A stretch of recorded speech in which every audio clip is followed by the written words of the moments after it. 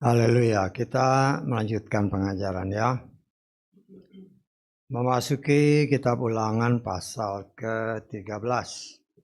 Kita akan baca semua ayat ya. Ayat 1 sampai ke-18. Ulangan 13 ayat 1 sampai 18. Kita akan baca semua ayat ini. Kita baca bersama 3, 4. Apabila seorang nabi atau seorang pemimpi bangkit di antaramu, dan dia memberimu suatu tanda atau mujizat, dan tanda atau mujizat yang ia ramalkan kepadamu itu terjadi dengan mengatakan, mari kita mengikuti ilah-ilah lain yang tidak engkau kenal, mari kita beribadah kepadanya. Maka janganlah mendengarkan perkataan nabi itu atau mimpi pemimpi itu. Sebab Yahweh Elohimmu sedang mengujimu untuk mengetahui apakah kamu mengasihi Yahweh Elohimmu dengan segenap hatimu dan dengan segenap jiwamu.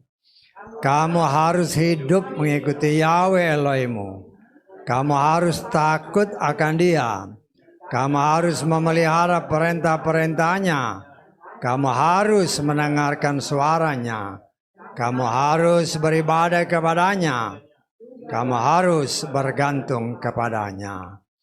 Nabi palsu atau pemimpi yang bermimpi itu haruslah dihukum mati, karena dia telah mengajarkan kemurtatan Yahweh Elohimmu yang telah membawa kamu keluar dari tanah Mesir dan yang telah menebus kamu dari rumah perbudakan dengan maksud untuk menyesatkan engkau dari jalan yang telah Yahweh Elohim perintahkan kepadamu, agar engkau menjalaninya. Engkau harus menyingkirkan yang jahat itu dari tengah-tengahmu. Apabila saudara laki-lakimu, anak laki-laki ibumu, atau anak laki-lakimu, atau anak perempuanmu, atau istrimu sendiri, atau sahabat karibmu, yang seperti jiwamu sendiri membujuk engkau diam-diam, dengan mengatakan, marilah kita pergi dan beribadah kepada ilah-ilah lain yang engkau atau leluhurmu tidak mengenalnya, yaitu ilah-ilah bangsa yang di sekelilingmu, baik yang dekat maupun yang jauh daripadamu, dari ujung bumi sampai ke ujung bumi yang lain. Jangan kau beri izin kepadanya, jangan engkau mendengarkan dia, jangan matamu iba kepadanya, jangan kau mengasihani, dan jangan kau melindungi dia. Sebaliknya kau harus benar-benar membunuhnya. Tanganmu yang pertama-tama harus membunuhnya, dan sesudah tangan seluruh rakyat. Kau harus merajamnya dengan batu sampai dia mati, karena dia telah berusaha menyesatkan engkau dari Yahweh Elohim yang telah membawa engkau keluar dari tanah Mesir, dari rumah perbudakan. Seluruh Israel harus mendengar dan takut, sehingga mereka tidak lagi melakukan hal yang jahat seperti itu di antaramu.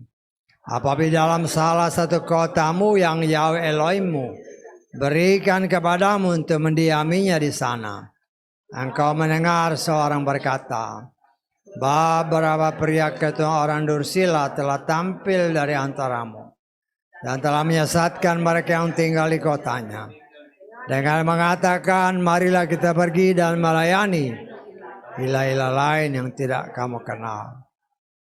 Maka haruslah engkau memeriksa dan menyelidiki dan menaikkan baik. Dan lihatlah bila hal yang terjadi adalah kebenaran, maka kerja telah dilakukan di tengah-tengahmu, maka engkau harus sungguh-sungguh menghantam mereka yang tinggal di kota itu dengan mata pedang. Tumpas selam dia dan segala apa yang ada padanya, juga hewannya, dengan mata pedang.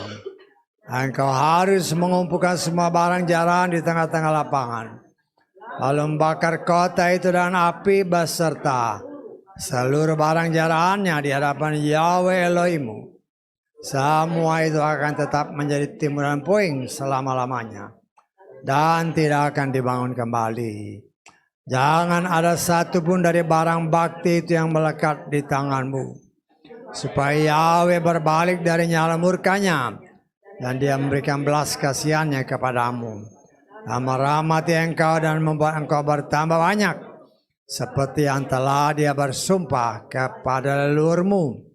Apabila engkau mendengar suara Yahweh Elohimmu, memelihara segala perintah yang aku perintahkan kepadamu pada hari ini, dengan melakukan apa yang benar di mata Yahweh Elohimmu. Haleluya. Amin. Silakan duduk, kita bersyukur ya. Kasih kemurahan Tuhan sangat luar biasa. Ketegasan Tuhan ya. Betapa Tuhan tidak menghendaki sama sekali ada ilah-ilah lain yang mencoba untuk menyusup ya, memasuki kehidupan anak-anak Tuhan. Ya. Nah, kita melihat ya banyak hal-hal yang juga seringkali terjadi ya. Bahkan pernah terjadi beberapa waktu yang lalu lah. Ya. Seorang yang dikenal sebagai dukun ya. Sebagai dukun kemudian dia meramalkan ya. Sempat menjadi viral ya waktu itu ya. Beberapa tahun yang lalu. Yang meramalkan bahwa kalau saya nggak salah ingat pesawat terbang ya. Pesawat terbang jatuh, dia ramalkan. Dan kemudian hal itu memang terjadi. Ya. Terjadi ya sebenarnya seharusnya tidak jadi masalah ya. Karena segala sesuatu sebagaimana yang kita imani itu sudah tertulis. Ya. Dan ya hanya sayangnya ya karena saya sempat mendengar seorang pelayan Tuhan berkata, ya agak aneh juga perkataan atau pendapatnya ya. Tapi karena disuarakan melalui media sosial, ya banyak juga orang yang mendengar, termasuk saya juga mendengar ya. Saya kasihan mendengar hal seperti ini ya. Kalau disampaikan oleh seorang pelayan Tuhan, kemudian dia memberikan suatu pendapat. Saya anggap itu pendapat pribadi ya.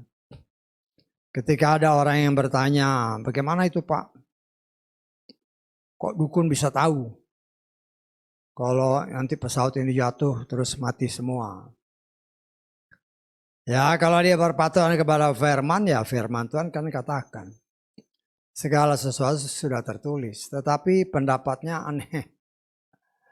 Pendapatnya ya kalau mungkin yang orang yang gak beriman sih oke-oke aja. Tapi karena itu pendapat seorang pelayan Tuhan. Dia katakan ya waktu itu ketika sidang ya katakanlah Bapak Yahweh bersidang. Ini pendapat dia, kebetulan saya dengar sih ya. Kemudian ada satu ketika ada keputusan. Ya. Keputusan yang diambil. Ada malaikat yang membelot terus ngasih tahu ke dukunnya bahwa akan terjadi begini-begini. Saya pikir-pikir, waduh gimana nih pelayan Tuhan kayak begitu. Ya. Ya karena itu dikatakan dalam ayat 1 kedua ayat ke-1 tadi ya. Ayat 1 2 3 hati-hati ya. Karena banyak kejadian ya, oh ini dukun kejadian. Ya. Loh, hati-hati ya, jangan sampai kita sebagai orang percaya begitu mudah terpengaruh ketika dukun, katakan dukun yang terkenal, kemudian yang dia ramalkan itu terjadi, terus ada pendapat, ya kalau jemaat yang dengar sih nggak jadi masalah, ya tapi jangan percaya bahwa ini dukun ini hebat. Tuhan kita itu sudah jauh lebih hebat karena ada tertulis. Saya bukan ngomong asal ngomong. Ayat ini seringkali diingatkan kepada kita. Jangan sampai lebih percaya kata-kata dukun daripada firman Tuhan. Karena seperti yang seringkali dikatakan dari tempat ini, kitab suci kita ini adalah ceritanya Bapa Yahweh. Jadi cerita segala macam apa yang terjadi di muka bumi ini, itu semua sudah tertulis. Saya tanggap, sudah tertulis. Ya kita lihat lagi ya. Mazmur 139 ayat ke-16. Jadi jangan sampai iman kita tergoyang, oh ini dukunnya hebat nih. Dia ramalkan pasti udah jadi gini. Itu kebetulan terjadi ya. Tetapi kita lihat ini. Matamu sudah melihat selagi aku bakal anak. Bakal anak ya, jadi belum jadi anak. Pada kitabmu, nah ini salah ya. Ini terjemahannya ini salah. Karena ditulis di sini tuh, pada kitabmu akan ditulis, ini salah. Ya. Ya kita baca dulu deh. Seluruh hari-hari mereka dibentuk meski belum ada satupun di antara mereka. Perhatikan ya, ini akan ditulis kan. Kita lihat terjemahan LAI. Matamu melihat selagi aku bakal, dan dalam kitabmu semuanya apa? Tertulis. Akan ditulis sama tertulis itu beda. Saya tanggap.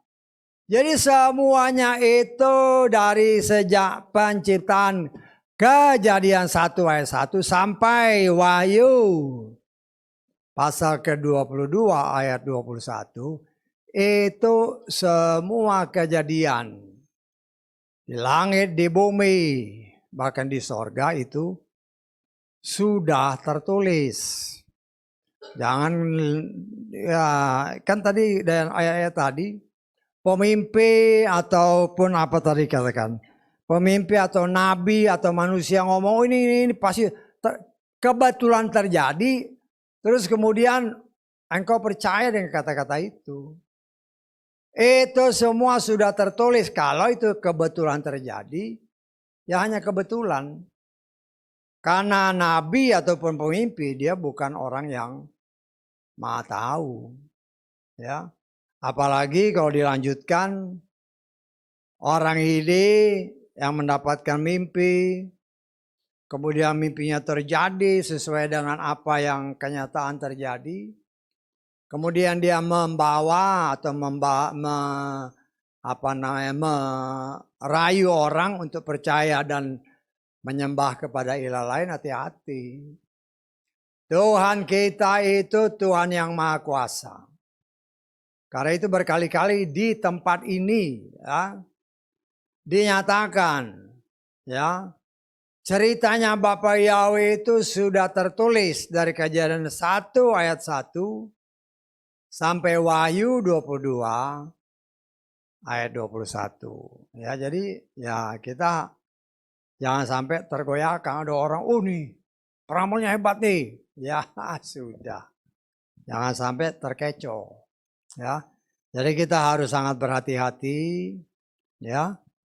Ayat-ayat firman tadi ya secara keseluruhan membawa kita untuk berhati-hati jangan sampai kita terbujuk dengan berbagai macam bujukan dari siapapun juga. Ya. Dari siapapun juga. Karena di tempat ini khususnya di mana seringkali diwartakan. Ya. Banyak kan nama ilah-ilah lain yang ditonjolkan oleh orang-orang lain.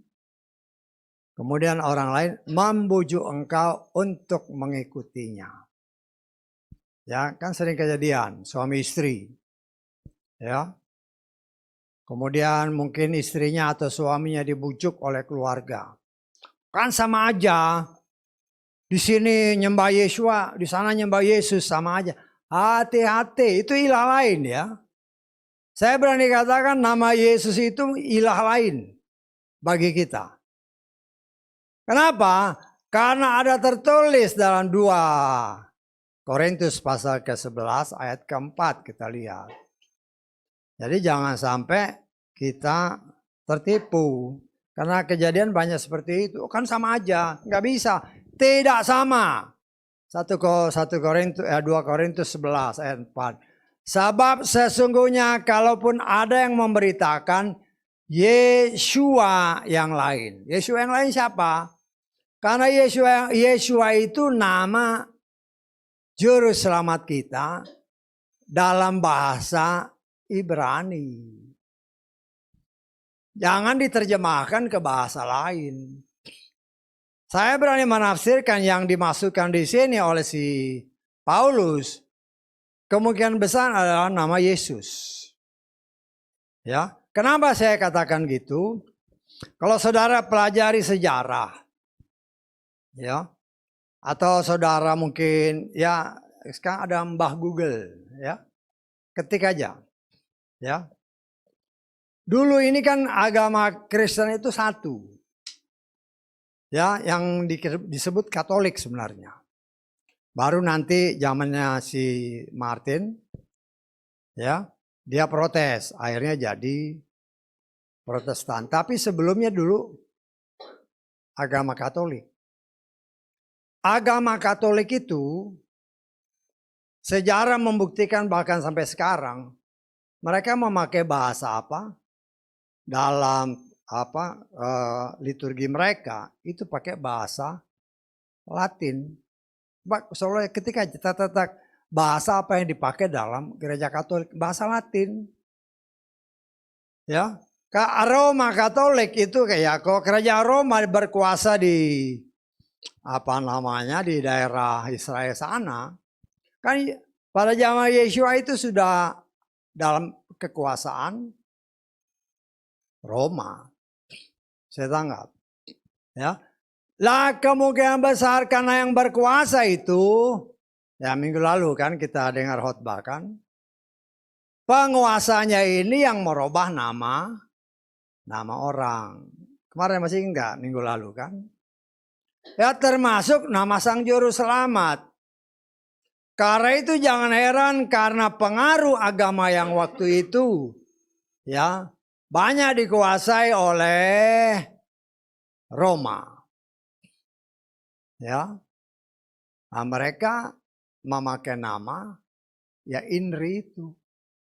Dari Inri inilah asal usulnya Yesus.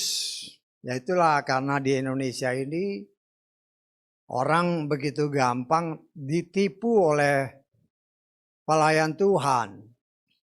Kan saudara pernah dengar kan? Karena saya pernah nanya orang. Saya ya kebetulan ya waktu kemarin waktu ibadah penghiburan si Opa. Ada seorang bapak-bapak waktu saya tanya kan ya dalam khotbah sih. Inri apa artinya Inri? Inilah raja Yahudi. Kalau inilah raja Yahudi juga nggak benar karena belakangnya Y bukan I. Tapi kalau inilah raja itu kan suatu penyesatan yang dibuat oleh mereka yang menamakan diri pelayan Tuhan. Ada gereja-gereja tertentu yang besar di Indonesia ini. Karena saya pernah tanya juga orang yang ya saya kira-kira dari gereja yang sama. Organisasi yang sama keterangannya kayak gitu. Inilah Raja Israel atau inilah Raja Yahudi. Itu kan penyesatan. Seharusnya dikasih tahu itulah asal mulanya nama Yesus dari Yesus. Karena dikuasai oleh bahasa Latin. Bahasa Latin ini bahasa yang dipakai dalam ibadah. Ya orang Katolik pakai itu. Ya. Saudara ketik aja dalam ibadah orang Katolik itu pakai bahasa apa? Ya, dalam tata ibadahnya, liturginya pakai bahasa Latin. Nah, kita jangan heran karena itu pengaruhnya terhadap umat Kristen secara keseluruhan. Karena sejak si Pontius Pilatus menongolkan nama Inri, nama YHWH-nya hilang. Nah, saya berani katakan, selain YHWH, nama yang lain itu ilah yang lain. Karena itu banyak dalam kehidupan rumah tangga, entahkah suami atau istri yang satu percaya Yeshua, Yang satu percaya Yesus. Kan sama aja nggak apa-apa. Tidak sama. Saya berani menyatakan itu tidak sama. Karena keselamatan itu hanya datang dari bangsa Yahudi. Dan keselamatan itu hanya dari Yeshua Mashiach. Kata Kisah Rasul pasal 4 ayat 12. Tidak ada nama lain yang dapat menjamin keselamatan. Hanya satu nama, nggak bisa dua nama, apalagi tiga nama. Karena memang yang dipatok si setan melalui si Pontius Pilatus itu kan pakai 3 bahasa. Kalau bukan bahasa Ibrani, ya, itu namanya ilah yang lain. Berani kau pakai ilah yang lain, saya berani mengatakan, berdasarkan firman Tuhan, jangan harap kau selamat. Jangan harap kau diangkat oleh Tuhan. Karena Tuhan itu setia sama firman-Nya. Kecuali kalau di dalam, coba kita lihat dalam Kisah Rasul ini kan. Kisah Rasul pasal berapa? Pasal keempat ya. Kisah Rasul pasal keempat. Ayat ke-12. Ya. Keselamatan tidak ada pada siapapun yang lain. Karena di kolong langit ini tidak ada nama lain yang telah diberikan kepada manusia. Yang di dalamnya kita dapat diselamatkan.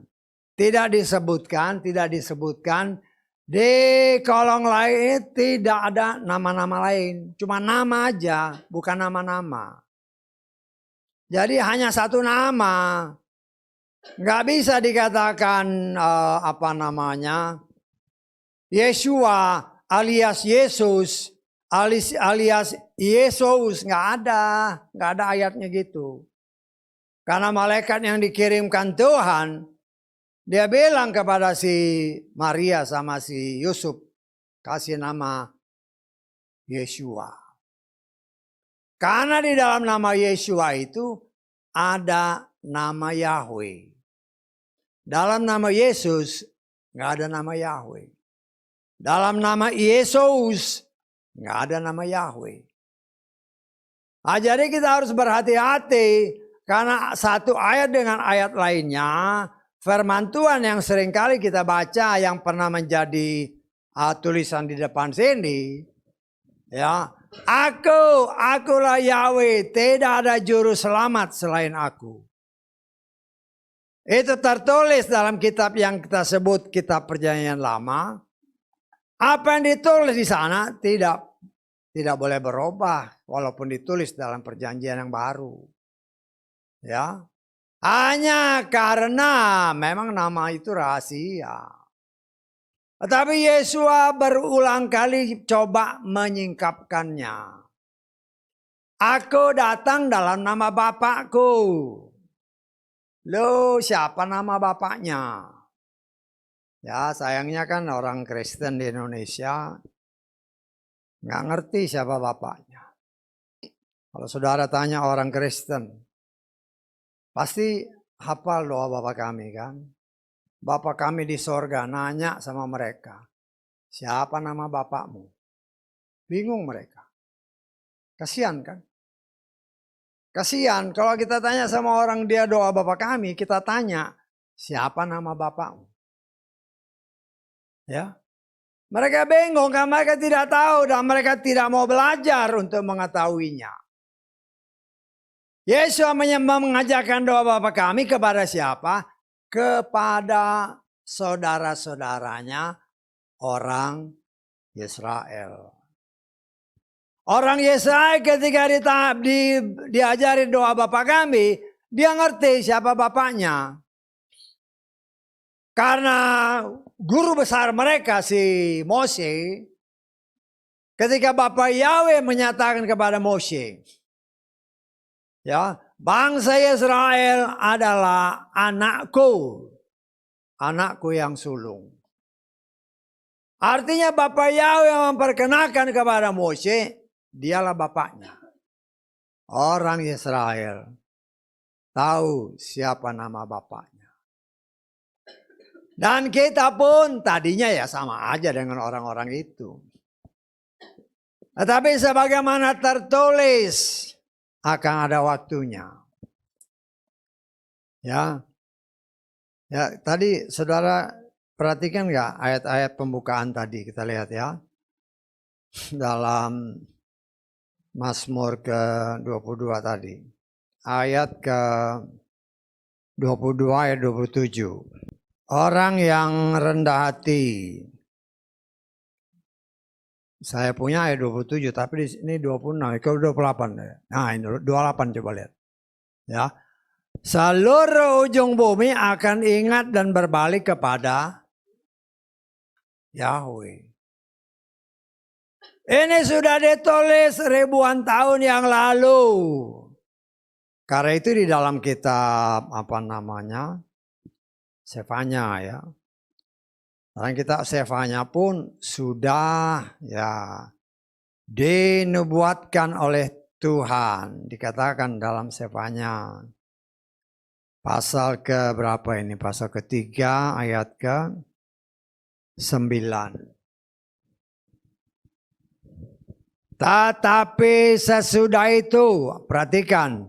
Aku akan mengembalikan kepada bangsa-bangsa bibir yang dibersihkan, supaya mereka semua memanggil kepada nama Yahweh, bibir yang dibersihkan. Jadi jangan pakai nama ilah yang lain. Dalam masa pemulihan terlebih waktunya semakin dekat. Yang paling utama adalah namanya. Namanya ini harus dipulihkan. Supaya umatnya memanggil nama yang benar, bukan nama yang sekian ribu tahun disembunyikan oleh ya mereka yang menamakan diri ahli-ahli kitab, yang dibohongi oleh kuasa kegelapan, sehingga nama yang diperkenalkan Bapa Yahweh sendiri kepada Moshe dan kepada bangsa Israel, yaitu nama Yahweh. Ya, sekian lama dilupakan. Tetapi ketika waktunya mulai genap, ya, Tuhan akan mengembalikan bukan hanya kepada bangsa Israel. Ingat ya, kan di sini bukan kepada bangsa Israel, tapi kepada bangsa-bangsa. Artinya kepada seluruh umat manusia. Dia sanggup mengembalikan, memulihkan namanya kembali dengan caranya. Ya. Tetapi ya segala sesuatu itu kan kait mengait. Kait mengait. Karena firman Tuhan kan jelas menyatakan. Ada yang ditetapkan untuk diselamatkan. Ada yang ditetapkan untuk dibinasakan.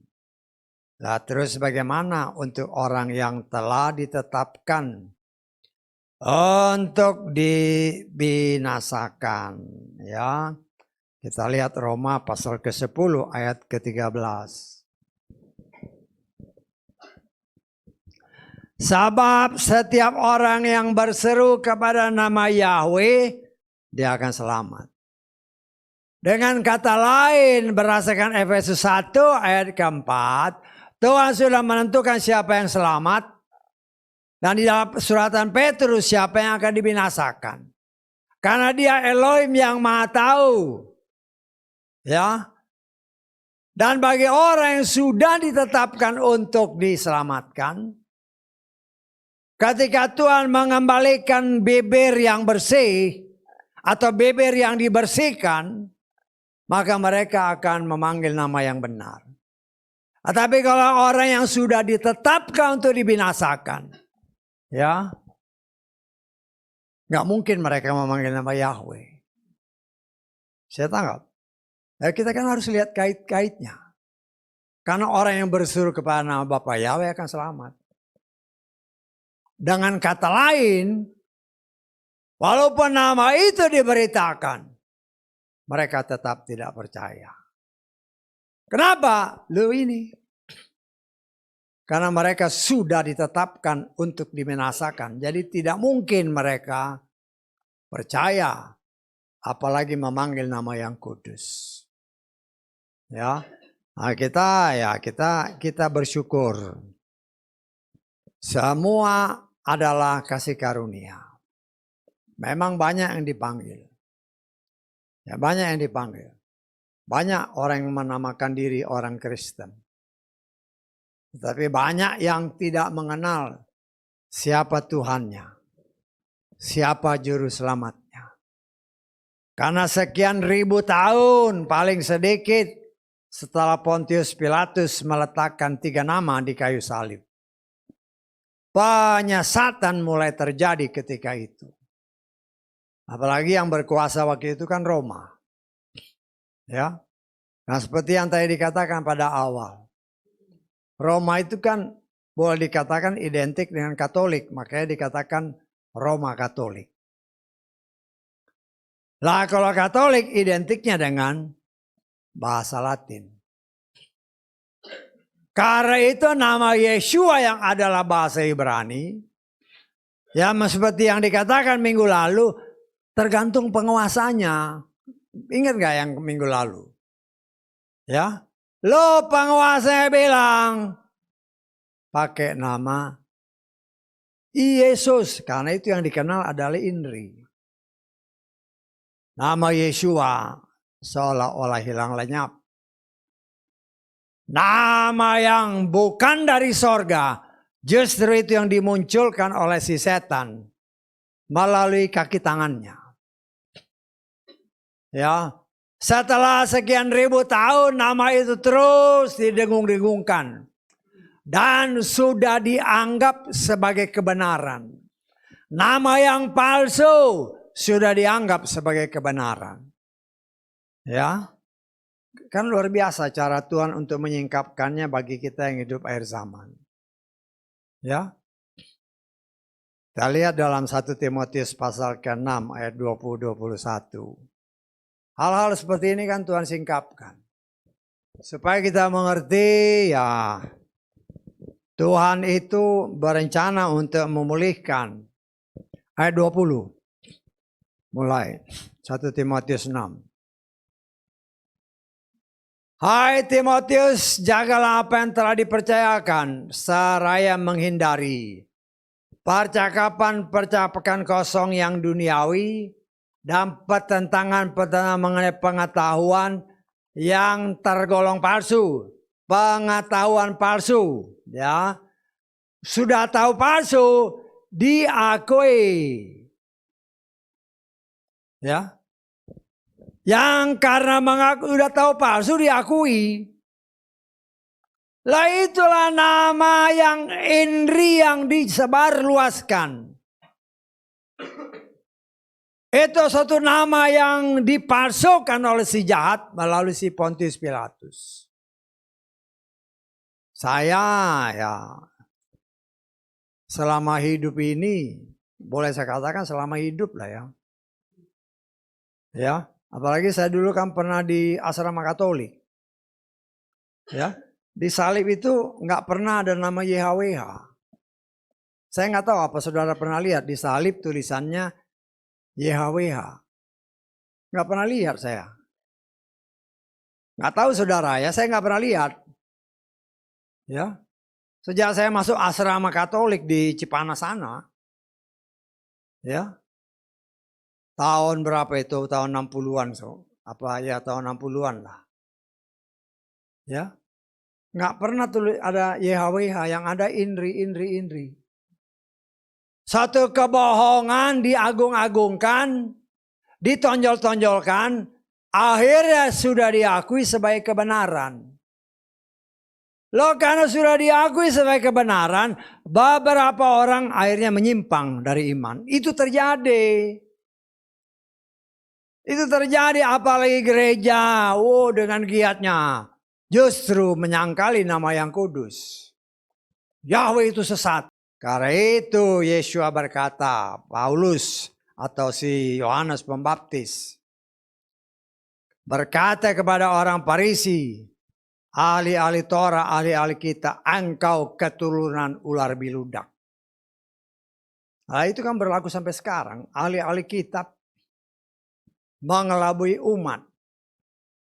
Ya, kan beberapa sekarang kan orang udah nggak kerja di LAI baru ngakuin itu nama yang benar, tapi waktu di dalam nggak berani ngomong. Ya,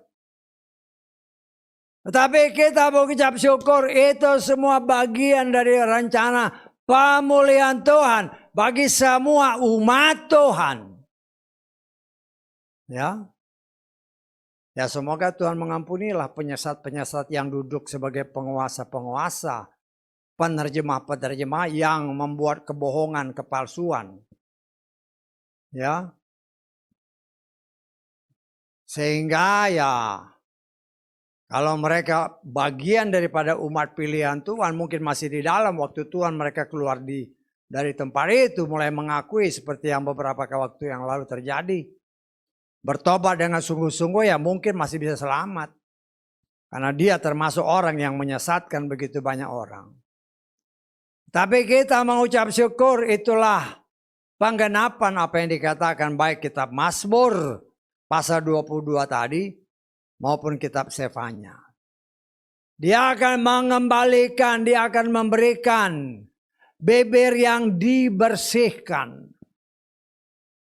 Dari ucapan mengagungkan nama yang palsu yang diciptakan oleh setan. Sehingga menyesatkan iman banyak orang. Dan kita bagian daripada orang-orang yang memperoleh kasih karunia. Sehingga kita tidak lagi memanggil nama yang dahulu diagung-agungkan. Mungkin juga oleh kita karena kita nggak ngerti. Tapi oleh kemurahan Tuhan Bapa Yahweh ada tertulis. Sudah mengetahui bagaimana menyelamatkan orang salehnya. Dia sudah tahu bahwa saudara dan saya, kata Efesus pasal 1 ayat 4, engkau telah ditetapkan untuk diselamatkan sebelum dunia diciptakan, engkau sudah dipilihnya. Dan dia punya cara untuk menarik kita keluar dari kuasa kegelapan dengan caranya. Kemudian kita mulai diproses dengan cara Tuhan. Sama seperti bangsa Israel ayat-ayat yang tadi kita baca. Ya, 400 tahun dalam perbudakan. 400 tahun mereka menyembah kepada, saya tafsirkan menyembah dewa matahari yang waktu itu dikenal atau disembah di tanah Mesir. Ya, kalau Tuhan memberitakan firman ketika mereka di tanah Mesir, nggak akan bisa berhasil. Karena itu, karena Tuhan sudah menetapkan bahwa bangsa ini bangsa pilihan. Yang pertama dia lakukan, dia keluarkan dahulu bangsa ini dari perbudakan. Dia keluarkan dahulu bangsa ini dari kegelapan. Setelah mereka ditarik keluar dan dibersihkan. Kita sudah belajar ketika mereka melintasi laut. Adalah gambaran mereka dibaptis. Dibersihkan. Dari kotoran perbudakan selama 400 tahun. 400 tahun itu bukan waktu yang sebentar. Negara kita aja baru berapa? 80 tahun merdeka. Ya, ini 400 tahun doktrin. Ya, sampai Mose aja dia nggak kenal siapa Tuhannya. Tuhan harus memperkenalkan diri. Aku Elohim leluhurmu, namaku Yahweh. Mose nggak kenal. Mose nggak kenal. Karena yang dia kenal itu dewa-dewa di Mesir. Karena itu cara Tuhan ditarik keluar dari tanah perbudakan.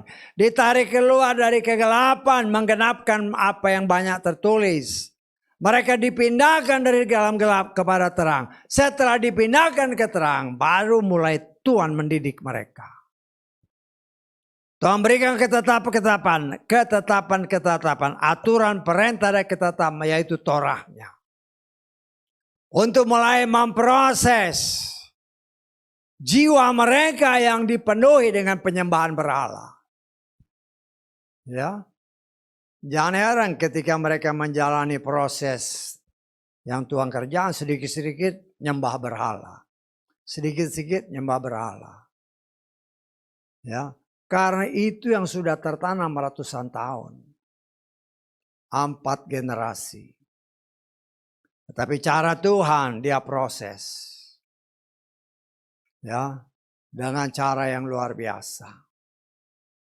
Walaupun dalam proses selama 40 tahun mereka menjalani ya padang belantara, padang gurun.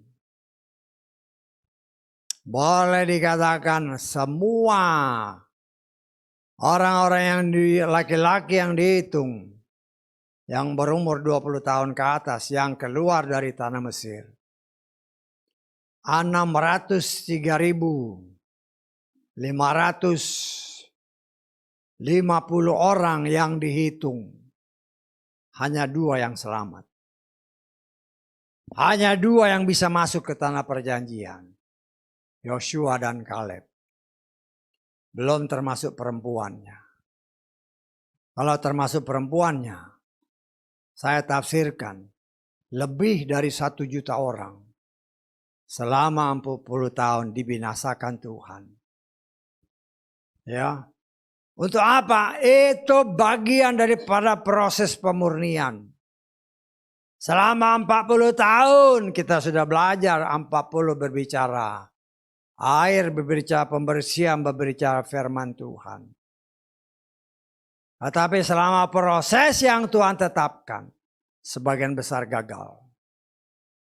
Karena itu mereka dibinasakan di padang gurun. Ya, itu semua gambaran bagi saudara dan saya. 40 atau jangka hidup yang Tuhan berikan bagi umat Tuhan.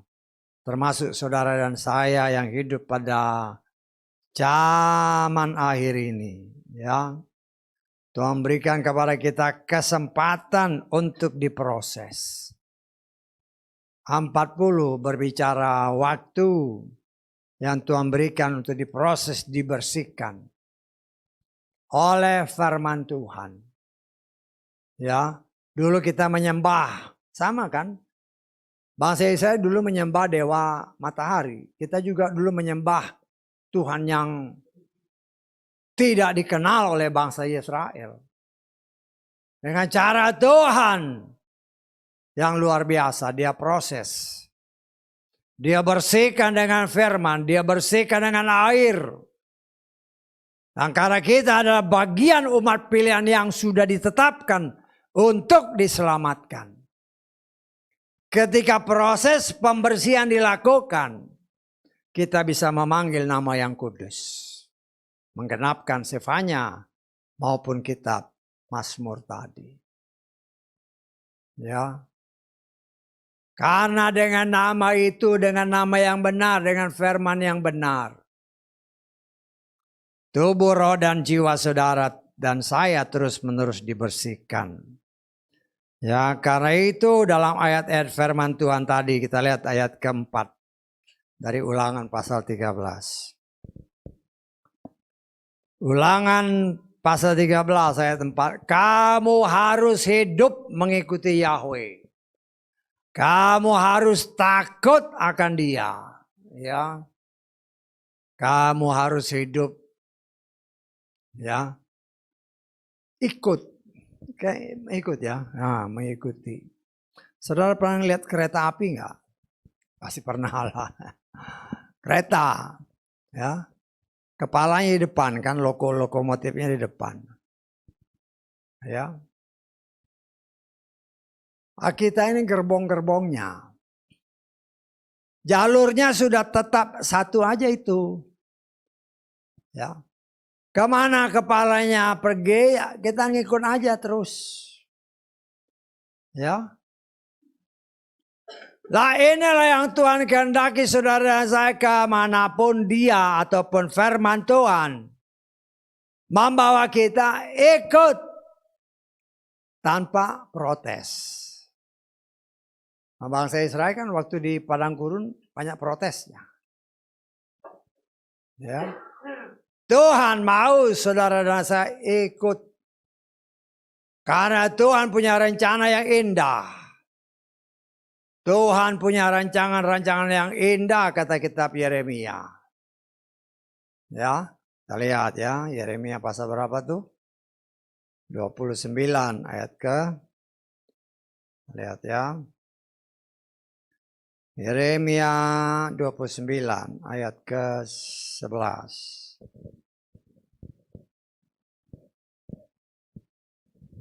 Sebab aku mengetahui rancangan yang aku rancangkan atas kamu, firman Yahweh.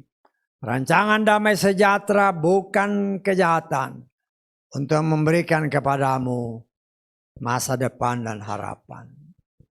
Rencana Bapa Yahweh bukan saja memanggil saudara dan saya dari kegelapan kepada terangnya, tetapi rencana Bapa Yahweh mau kita pun kelak ya akan memasuki dan tinggal di langit yang baru, bumi yang baru. Karena langit yang lama, bumi yang lama ini akan dia musnahkan sesuai rencananya. Ya. Tetapi untuk bisa masuk ke sana, ini rancangan Tuhan yang luar biasa itu, kita sedang diproses oleh Tuhan. Karena itu dikatakan, ikut aja. Tuhan punya rencana yang luar biasa bagi saudara dan saya. Jangan berbantah dengan firman. Kalau kurang jelas, duduk diam di bawah kaki Tuhan, tanya sama yang punya firman. Apa maksudnya Tuhan? Ya, apa maksud firman ini? Jangan kita berbantah. Mungkin kita belum mengerti. Tetapi ketika kita belum mengerti, rendahkan dirimu. Ya, tanya dia. Supaya kita mengerti. Tuhan tidak mau kita ikut tanpa mengerti. Dia mau kita ikut, kita mengerti. Mengerti apa? Tuhan pasti membawa kita. Kan tadi dikatakan ya. Memberikan kepada kita damai sejahtera. Baiklah rencana Tuhan. Ya. Diajarkan kepada kita berdasarkan ayat-ayat tadi. Ya. Supaya kita takut akan Tuhan. Ya, ketika bangsa Israel, Tuhan memberikan firman-Nya, 10 perintah. Ketika mereka ada di Gunung Sinai, mereka ada di Gunung Horeb, mereka ada di Gunung Tuhan. 3 nama berbicara satu gunung yang sama. Di sana kita melihat cara Tuhan bekerja luar biasa. Tuhan kasih lihat kepada bangsa pilihannya. Bahwa dia Tuhan yang luar biasa. Tuhan yang kasih lihat bagaimana sebelum dia menyatakan atau akan memberikan hukum-hukum Tuhan kepada Moses, dia berbicara kepada bangsa pilihannya. Dia kasih lihat guntur, dia kasih lihat kilat, dia kasih dengar trompet, dia kasih lihat api di gunung. Membuat bangsa ini gemetar. Supaya Tuhan kasih bahwa Tuhan yang disembah oleh leluhur mereka, Bapak Abraham, Yitzhak, dan Yakub, bukan Tuhan yang biasa-biasa saja. Tapi Tuhan yang luar biasa. Tuhan yang luar biasa ini memberikan dirinya.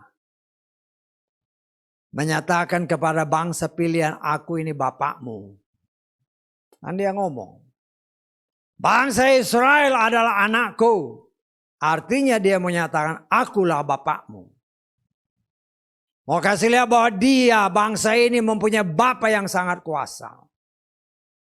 Nah, ketika bangsa ini melihat kuasa Tuhan yang dinyatakan oleh Tuhan, mereka gemetar dan ketakutan. Itulah yang Tuhan kehendaki, karena itu dia berbicara. kepada Moses, biar bangsa ini belajar takut akan dia. Karena itu Tuhan kasih lihat kuasa yang luar biasa. Tetapi dengan berjalannya waktu, ya waktu lihat si gemetar ketakutan. Tetapi dengan berjalannya waktu, ya karena pengaruh penyembahan-penyembahan kepada berhala, akhirnya back to basic. Nah itu pun banyak terjadi bagi mereka yang menamakan diri umat Tuhan saat ini. Ya, tidak bisa dipungkiri kan banyak orang yang tadinya percaya Bapa Yahweh, percaya Yeshua Masiah. Lama-lama karena bujukan. Kan tadi kan kita baca ayat-ayat tadi. Entahkah dari orang terdekat, entahkah dari istri, dari suami, dari anak, dari keluarga, mulai bimbang dan ragu. Kenapa bisa bimbang dan ragu? Karena ya ibadah asal ibadah aja. Tidak mau berusaha untuk mengenal siapa Tuhannya itu. Apa firmannya itu. Kalau kita mengenal dia dengan benar, kita tidak akan pernah tergoyahkan. Tidak akan. Tapi kenyataan membuktikan kan. Ya, mungkin percaya Yahweh, tapi percaya Yesus. Kenapa? Karena sama aja, nggak bisa. Di tempat ini saya mengatakan, Yeshua dan Yesus tidak sama. Itu ilah yang lain, yang ditonjolkan oleh Pontius Pilatus untuk menyelamatkan umat yang menamakan diri umat Tuhan. Ya, kalau orang lain di luar sana dengar ya, nggak masalah. Supaya mereka sadar, ceklah. Ya, cek. Orang di Israel keselamatkan kan datang dari bangsa Yahudi. Yesus itu bukan nama Yahudi. Dan Yesus itu tidak ada artinya dalam bahasa Yahudi. Orang Ibrani memanggilnya Yeshua. Nah, saya beberapa kali dengar kalau orang Iran memanggilnya Yeshua. Ya. Tapi kok kita ini sulit. Orang di Indonesia ini sulit.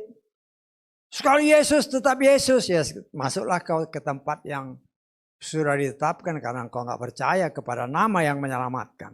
Hanya satu yang menyelamatkan, kata Kisah Rasul pasal 4 ayat 12 tadi. Keselamatan tidak ada nama dalam nama yang lain kecuali nama Yeshua. Nah, saya sebagai pelayan Tuhan, kau yang ada di luar sana. Saya tidak berbicara gereja, gereja tidak menyelamatkan. Saya tidak berbicara tentang fanatisme, oh ini karena sok Israel, bukan sok Israel. Keselamatan itu memang datang dari sana. Saya mau selamat, saya mau saudara yang dengar juga selamat. Dan keselamatan itu memang datang dari sana. Kita nggak bisa main-main, terlebih saya percaya. Sebagaimana yang sering kali berita, waktunya sudah sangat dekat. Masa anugerah diberikan 2000 tahun. Bahkan lebih. Bagi orang non-Yahudi. Karena ketika Yeshua disalibkan, mereka menolak Sang Juru Selamat. Kasih karunia diturunkan bagi non-Yahudi, saudara dan saya. Dan ketika genap bilangan ini, kata Roma, ya, pasal keberapa? Pasal ke-11, kita lihat lagi ya. Ayat ke-25. Banyak orang yang nggak mau memperhatikan ayat ini dengan sungguh-sungguh ya. Sebab aku tidak ingin kamu tidak mengetahui rahasia ini. Rahasia, ya. Saudara-saudara, supaya kamu jangan menganggap bijaksana terhadap dirimu sendiri. Bahwa kekerasan hati dari sebagian Israel telah terjadi sampai pada penggenapan bangsa-bangsa lain. Kenyataan kan bangsa Israel ada yang mesianik, percaya Yeshua. Percaya Bapa Yahweh. Walaupun ketika mereka menemukan nama YHWH, mereka bacanya Adonai. Karena terpengaruh dengan 10 perintah, jangan memanggil nama Tuhanmu sembarangan. Tetapi ayat lain menyatakan, panggillah nama Yahweh. Ya, tetapi ingat kepada bangsa ini akan datang waktunya Tuhan akan memberikan Torahnya. Tuhan sendiri akan tulis Torahnya dalam hati mereka. Ya. Jadi ya itu yang harus kita sangat perhatikan. Jangan sampai kita salah. Kalau Tuhan yang tulis, ya pasti percaya. Kita lihat ya. Ibrani pasal ke-8. Ayat ke-10. Banyak di kita perjanjian lama, Yeskel segala macam. Kita lihat yang kita sebut perjanjian lama. Inilah perjanjian yang ingin aku buat dengan keluarga Israel. Khusus keluarga saya, jangan diputar-putar dengan bangsa yang lain. Sesudah hari-hari itu, sesudah hari-hari apa? Setelah penggenapan bangsa-bangsa lain, kata Roma tadi. Ya. Yahweh berfirman, untuk memberikan hukum-hukumku ke dalam akal budi mereka, dan aku akan menuliskannya pada hati mereka. Aku akan menjadi Elohim bagi mereka. Mereka akan menjadi umat. Tuhan tulis di Torah di hatinya. Bukan lagi di batu. Tapi di hati. Apa yang ada dalam hati. Itulah yang keluar dari mulut. Kan Yesus bilang gitu. Loh kalau Tuhan sendiri tulis di dalam hati. Di dalam akal budi. Bisa lihat ini. Loh kita lihat di dalam Roma tadi.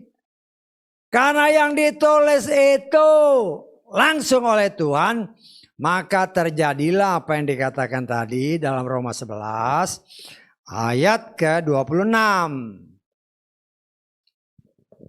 Dan dengan demikian apa? Seluruh Israel akan selamat. Kenapa selamat? Loh di hati mereka itu firman. Bisa ditangkap. Tuhan yang tulis di hati mereka. Jadi ya kalau kita main-main, ya sudah. Jangan menyamakan dirimu dengan ya karena kan banyak orang kita ya sok Israelan. Jangan menyamakan dirimu dengan orang Israel. Orang Israel itu beda. Dia itu anak sulung. Saudara dan saya bukanlah anak sulung. Tapi kita adalah anak angkat. Ya. Nah, orang yang di luar sana kan, sok pakai Ibrani-Ibranian ya boleh-boleh aja. Tapi engkau bukan orang Ibrani. Engkau juga tidak bisa menyamakan dirimu dengan mereka. Jadi kita harus sangat berhati-hati kalau Tuhan bilang dia akan tulis. Ya sudah. Ya. Siapa yang bisa melawan, gak ada. Tuhan yang tulis. Jadi saya mau nyatakan jangan membuat dirimu seperti orang Ibrani. Gak bisa. Ya. Orang Ibrani itu tidak sama dengan kita. Karena dia anak sulung. Saudara dan saya adalah anak angkat. Lo kan jelas tadi. Semua Israel selamat. Lo jangan lagi terjebak dengan kata-kata itu. Perhatikan baik-baik apa maksudnya. Kan lihat tadi kan. Di seluruh Israel selamat. Karena orang Israel ini tulis Torahnya dalam hati Tuhan. Loh siapa yang dikatakan Israel? Nah kita lihat dalam Roma pasal ke-9. Ayat ke-6 mulai. Namun demikian bukan berarti bahwa firman Elohim telah gagal. Perhatikan ayat ini. Sebab tidak semua yang berasal dari Israel itu Israel. Ya, karena tidak semua anak adalah keturunan Abraham, tetapi Yitzhak akan disebut keturunanmu. Artinya kalau DNA-nya itu murni dari Bapak Abraham dan Sarah atau dari Yitzhak, itu yang disebut Israel. Karena Bapak Abraham kan punya dari Keturah ada, dari Hagar punya, itu tidak disebut Israel. Jadi kita harus sangat berhati-hati. Ya. Karena itu sesuai dengan apa yang kita baca tadi, ikutlah Bapak Yahweh. Apa yang dikatakan ikut, dengar baik-baik, teliti baik-baik. Jangan membuat dirimu ke Israel-Israelan. Ya hati-hati. Ya. Ya kalau mau pakai atribut Israel sih oke-oke aja. Saya nggak larang mau pakai atribut ya Israel supaya kelihatan kayak Israel. Padahal yang Tuhan lihat bukan fisiknya dia lihat. Kan Tuhan berbicara kepada si Samuel. Aku tidak melihat rupa tapi aku melihat hati. Fisikmu sih kelihatan Israel banget. Tetapi hatimu itu yang Tuhan lihat. Ya karena itu ya kita harus lihat kita benar-benar mengikuti Tuhan dan harus takut kepada Dia. Takut artinya kata Ulangan pasal ke-10 kita lihat ayat 12. Ulangan 10 ayat 12. Sekarang hai Israel, apakah Yahweh Elohim telah minta sesuatu darimu selain takut akan Yahweh Elohim dengan apa? Hidup menurut segala jalannya. Dan seterusnya. Jalan yang mana ya? Baca firman Tuhan. Aturan, perintah, ketetapan Tuhan. Nah, sayangnya kan ya apalagi di Indonesia. Ya di Indonesia lah jangan keluar lah. Ya. Ini masa anugerah. Torah tidak berlaku lagi. Lah ini yang bahaya. Seringkali dengar itu kan. Torah itu aku datang tidak untuk membatalkan Torah. Tetapi untuk menggenapinya. Torah yang sudah dicampur aduk oleh para ahli kitab. Termasuk orang-orang Farisi Saduki. Disisipkan segala macam tradisi. Yang tidak ada diada-adakan. Sehingga iman banyak orang melenceng. Tetapi Tuhan Yesus datang untuk memulihkan semua itu. Untuk menggenapkan. Dia adalah Torah yang hidup. Dia adalah firman yang hidup.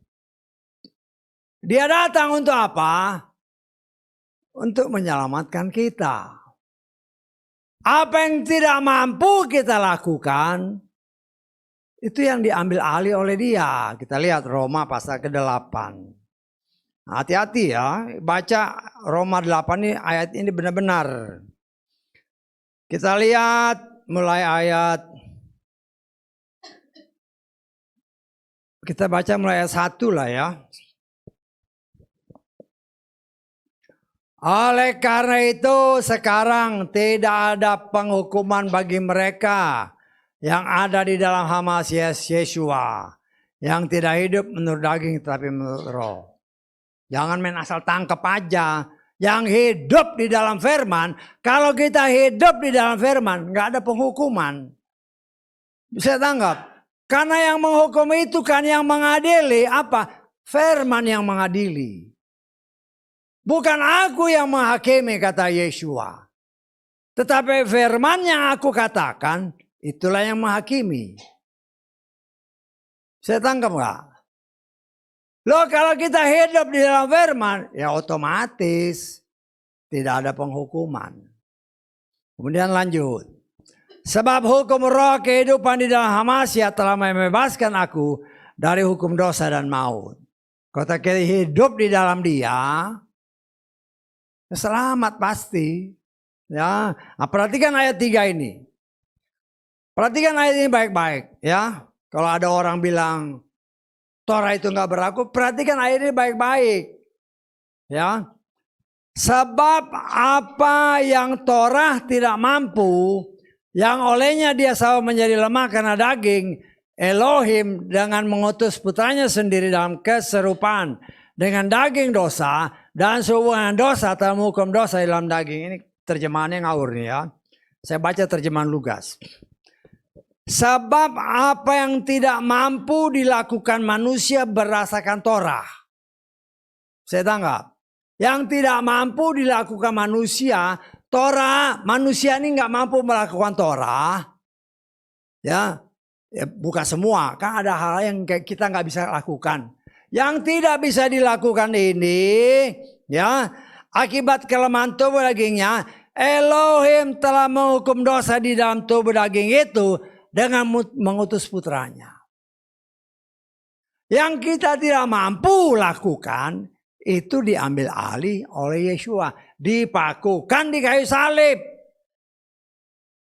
Kan banyak Torah 613, aturan perintah ketetapan Tuhan. Ya terjemahan ini nggak bagus ya. Ini membingungkan. Kalau saudara punya Lugas, atau coba kita lihat LAI coba. Sebab apa yang tidak mungkin dilakukan hukum Taurat karena tidak berdaya oleh daging.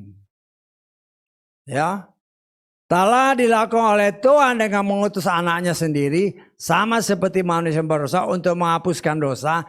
Ia telah menjatuhkan hukum atas dosa di dalam daging. Supaya tuntutan hukum Taurat digenapi dalam kita. Yang tidak hidup menurut daging tapi menurut roh. Sebab mereka yang hidup menurut daging memikirkan hal yang dari daging.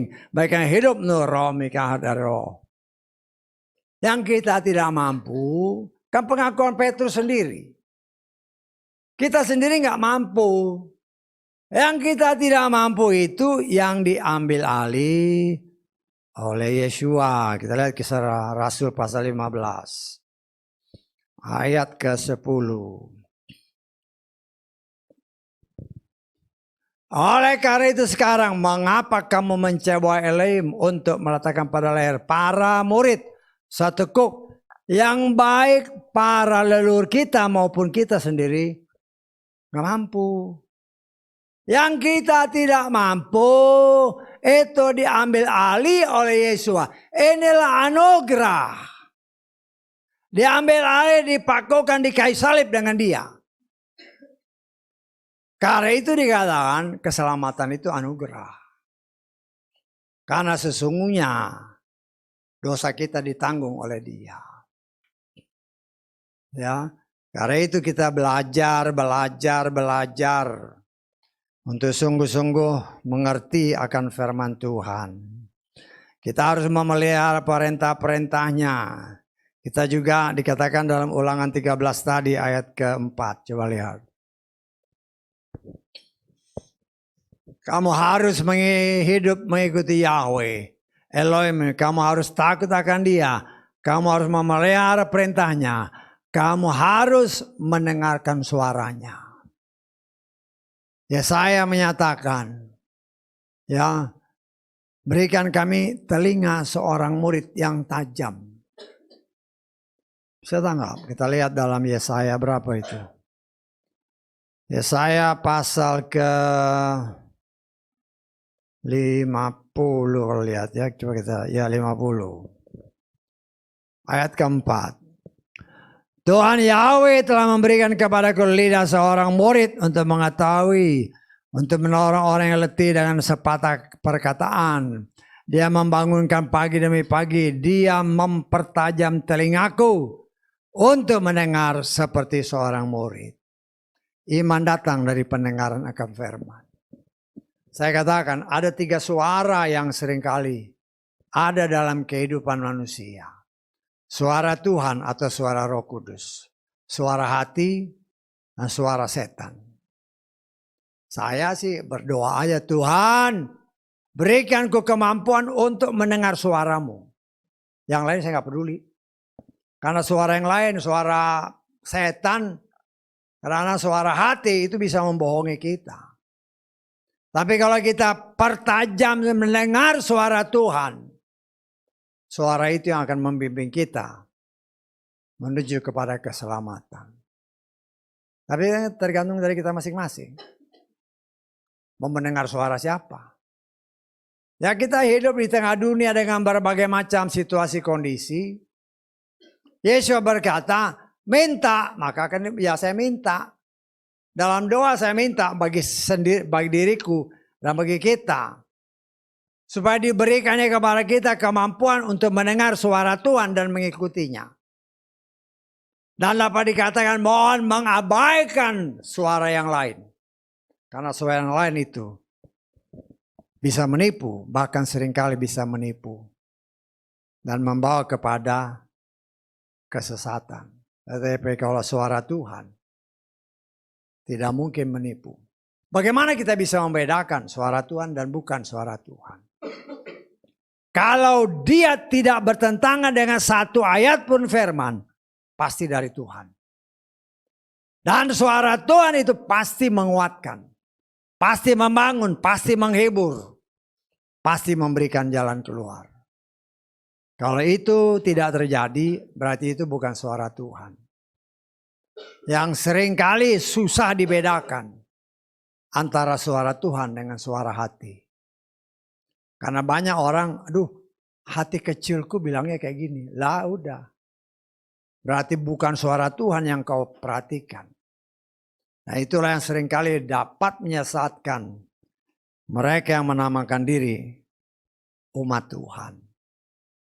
Firman Tuhan selanjutnya dikatakan dalam Ulangan 13 tadi ayat keempat. Ya, kita dikatakan oleh firman Tuhan.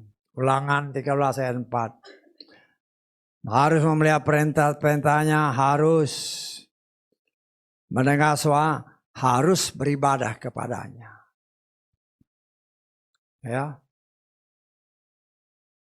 Kalau kita mau hidup benar, kita lihat Keluaran 23 ayat 25. Kamu harus beribadah kepada Yahweh Elohimmu. Maka dia pasti memberkati roti makananmu dan air minumanmu. Dan aku pasti menjauhkan penyakit dari antaramu. Kita belajar melatih diri untuk beribadah kepada dia. Dalam segala situasi kondisi. Dalam segala keadaan. Walaupun kita berjalan, katakanlah di tempat ramai. Berkomunikasi terus dengan Tuhan. Ibadah artinya menjalin hubungan dengan erat dengan dia. Ibadah artinya kita memuji dia, menyembah dia, berdoa kepada dia, memohon kepada, mengandalkan hidup hanya kepada dia. Tapi itu kan perlu proses. Perlu proses untuk kita membawa tubuh, roh dan jiwa ini satu. Pusatkan diri kepada Tuhan. Ya, saya ya terus belajar untuk melakukannya. Ya seringkali karena ada ya bukan kadang-kadang seringkali. Pengen nyembah aja. Berlutut merasakan hadirat Tuhan. Ya berlutut menyembah gitu. Kadang-kadang nggak tahu apa, pokoknya nyembah aja, nyembah Tuhan.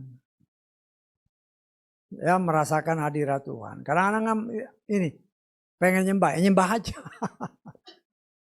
Ya menyembah ya Tuhan. Nah, dia akan melatih kita, mengajar kita. Nah, cobalah saudara praktekkan. Ya, nyembah nggak lama, mungkin 1 menit, 2 menit, 5 menit, 10 menit. Sambil mengagung-agungkan dia. Karena saya percaya ketika kita merendahkan diri, maka hadirat Tuhan turun atas kita. Sehingga damai sejahtera Tuhan terasa dalam hidup kita.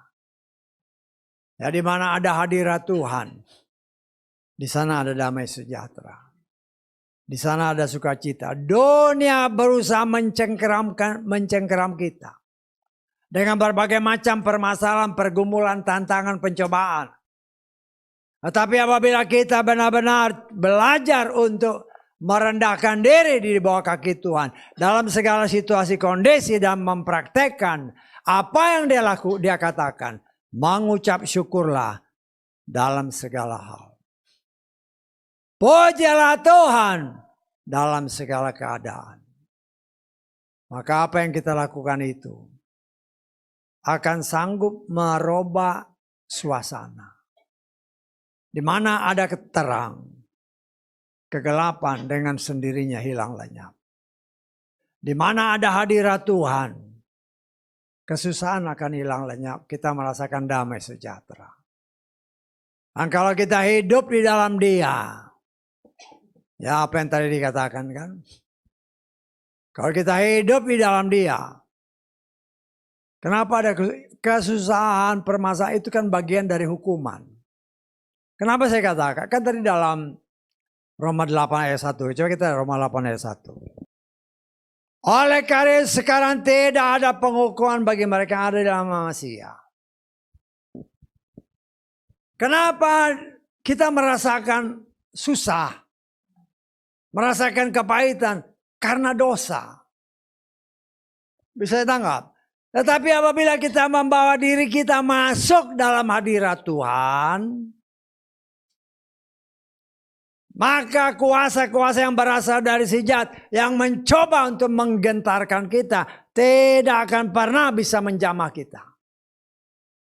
Bahkan semua yang daging yang berusaha untuk menggoyahkan kita ketika kita belajar merendahkan diri, memuji Tuhan, kita akan merasakan kebebasan. Bukan kita yang bebasin, tapi Dia yang kita sembah akan membuat kita.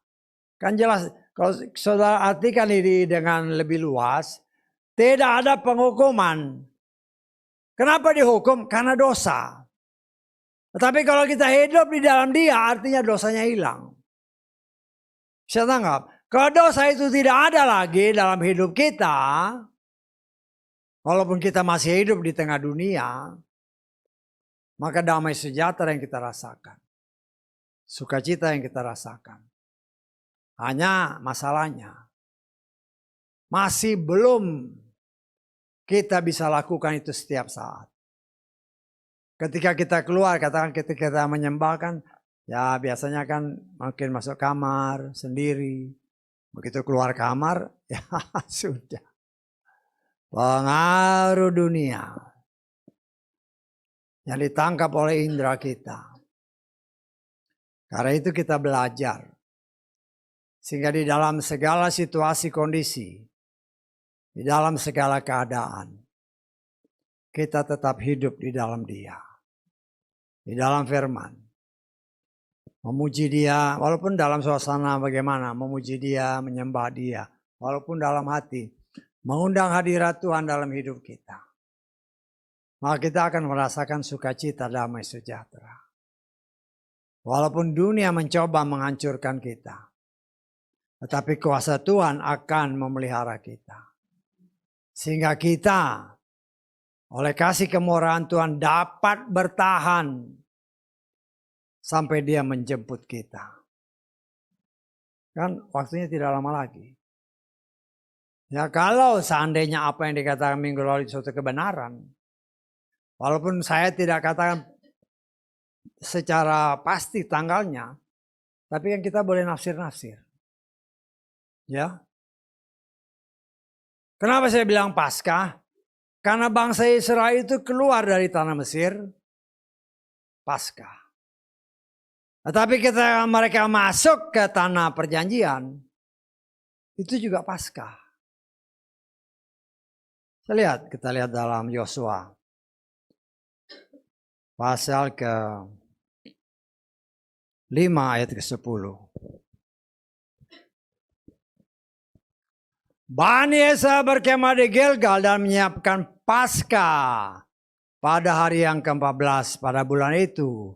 Pada waktu malam di dataran Yeriko.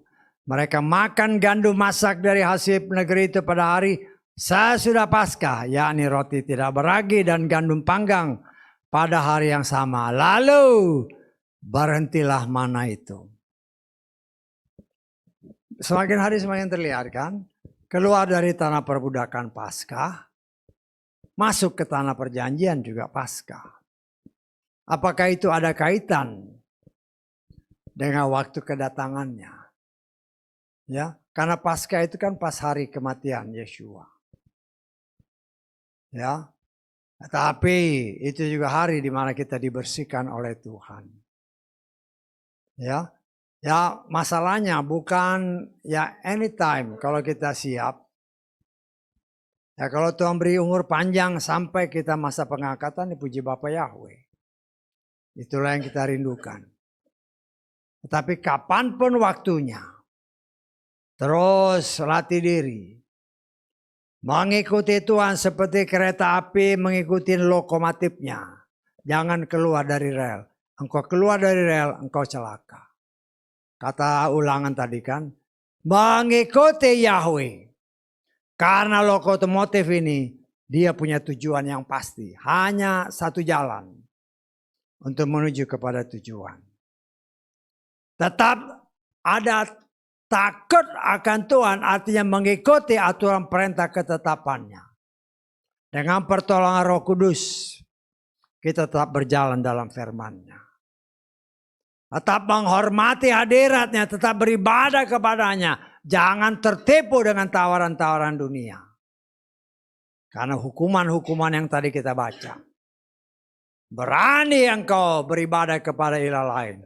Hukumannya satu, musnahkan. Binasakan. Ya, karena itu kita sebagai anak Tuhan. Ya.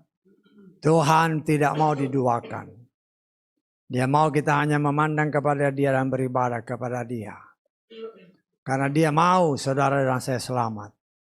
Selesai tanpa cacat sampai akhir. Sampai kita bersama dengan Dia. Di langit yang baru. Bumi yang baru. Haleluya.